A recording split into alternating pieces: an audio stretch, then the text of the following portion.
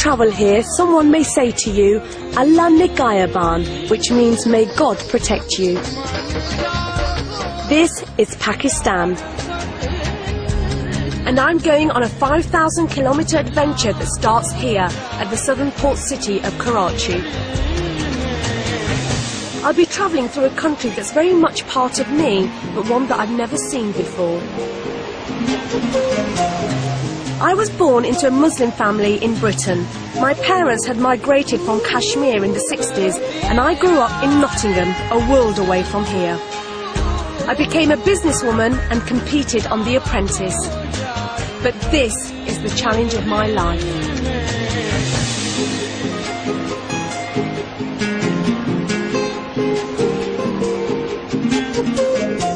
From Karachi, I'll be passing through the deserts and plains of the Indus Valley and onto the historic city of Lahore. Then I'll be heading into the towering mountain ranges of northern Pakistan. And with a brief stop in the capital city of Islamabad, I'll end my journey at the one place I do know, my family's hometown in Kashmir. I want to find out whether this country can ever be my Pakistan, a place that I can think of as home. And 60 years after Pakistan was created, I want to see for myself what it has become and where it's heading. Much of the country is under a kind of international curfew right now. Only a few hundred tourists venture beyond the cities each year. Which means that there are hidden treasures here. This is a country where a centuries-old culture spills out everywhere onto the streets and knocks you over if you're not careful.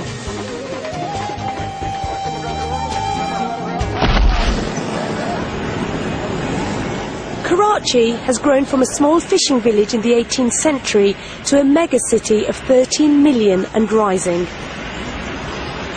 It's a place whose sheer size is bewildering. So, over the next 4 days, I'm going on a crash course on how to be a Karachiite. And I want to discover some of the big secrets of the city, the lives of people who live here invisibly, behind closed doors.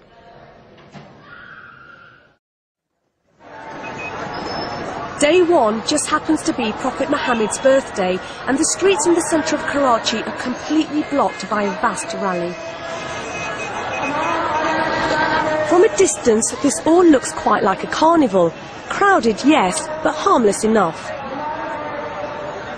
But as I walk into the street, I suddenly feel a little anxious, because I realise, as do all the men, that I'm the only woman here. I suppose this sums up what a lot of people think of Pakistan, a place full of large fanatical crowds.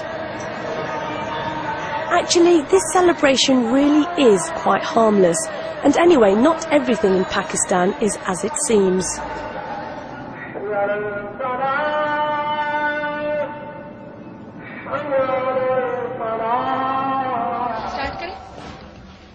In a small Karachi studio, the country's biggest female TV star is preparing for her weekly talk show. Begum Nawazish Ali has a reputation for asking risque questions and getting away with it.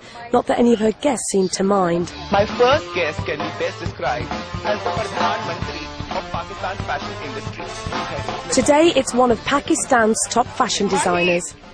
But appearances can be a little deceiving, because Begum Nawazish's real name is Ali Salim, and she is a he. How on earth does he get away with it, in Pakistan of all places? Oh, Mahi. We've never really had a real chance to spend time with each other. There's a bit of an age gap there. I know. You know, you're almost as ancient as Karachi itself. and I'm like Islamabad, darling. Listen, you have to help me with this. I think I have a hair stuck in it somewhere. Can you please help me open this? I'm literally ripping your hair. There you go. There's a chunk there. Oh, lost so much hair now. Anyway. Do you think... Sorry for that. There are your boobs coming out. Ali, can you please open this safety pin? Sorry, yes. I mean, how do you describe yourself? How do you describe who you are? I mean... You know what? You've just asked me a very difficult question. I can't describe myself. I really don't know myself. I am a man who likes to... who actually chooses to play a woman in a society which is considered an extremist, intolerant society. But I get nothing but respect and adoration. And I'm talking about even grassroots level people. I'm talking about cab drivers. I'm talking about all kinds of people. I've never received any death threats or any threatening calls or anything of that sort. Why do you think that is? Because I think Pakistanis are not actually as they are perceived by the West. I think Pakistanis are very chilled, happy-go-lucky, wanting to enjoy the moment kind of people. Actually, see, Pakistanis have been so bogged down with so many problems, and then this whole war on terror has really terrorized us, you know. If at all we have been the worst victims, we have been the worst victims. Ali Salim's ambitions extend well beyond his television show, or so he says. I have a feeling that for Ali, everything is a performance. Ali, would you like to get into politics yourself? I would love to. I wanted always to be the Prime Minister of this country because I think that I, and only I, have the power to liberate the people of Pakistan. Why don't you do it? But, you know, my problem is that I'm too simple and straight a person. Well, not so straight. But, are you straight? Well, I am straight in many ways, really. Depends on how you're asking. Well, I'll ask you a simple question. Yes. Are you bisexual? Are you gay? Are you straight? Sweetie, I am trisexual. Trisexual? Yeah, I try anything that's sexual. Depends on the mood, really. I mean, you know, why discriminate? You know, it's all about having a good time, you know. Why deprive one's own self of good pleasures? You know, I think one should be adventurous. I'm a very adventurous person. I'm a very curious person. As long as you are doing whatever you're doing behind closed doors, or it's about you and me, nobody has a problem. It's when you go out and you start announcing to the world, that is when the society will take you as a threat, and they will say, why is he making such a hullad, you know, such a noise about it, and let's shut him up. Hi, how lovely. Surely, if everything's kept behind locked doors, how are you going to make change? Because there's nobody brave enough to come out and say, this is who we are. We want equality. You know, there are perhaps loads of women out there. Look at me, darling.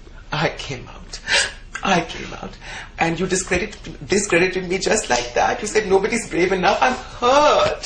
I'm hurt and I'm upset. You know, Begum Nawaz is coming back. You know, the makeup going, Begum Nawaz should be going as well, but she keeps coming back all the time. Both Ali and his screen creation seem so at odds with what I thought I'd find here. I'm clearly going to have to change some of my preconceptions about this place.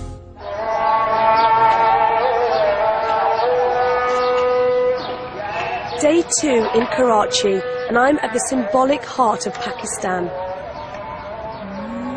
High on a hill and in the centre of the city, Muhammad Ali Jinnah's tomb is today a national shrine.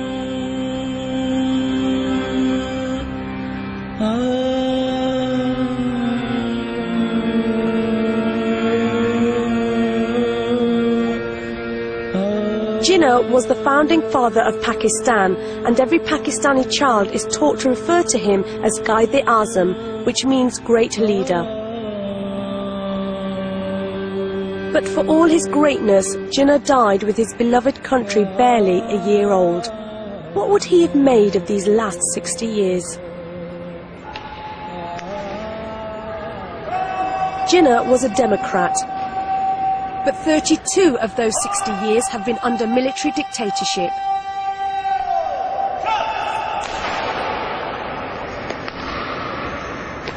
In the 70s and 80s, military rulers encouraged a fundamentalist brand of Islam that was imported from across the Arabian Sea. It contributed to an extremism that has scarred Pakistan's image ever since.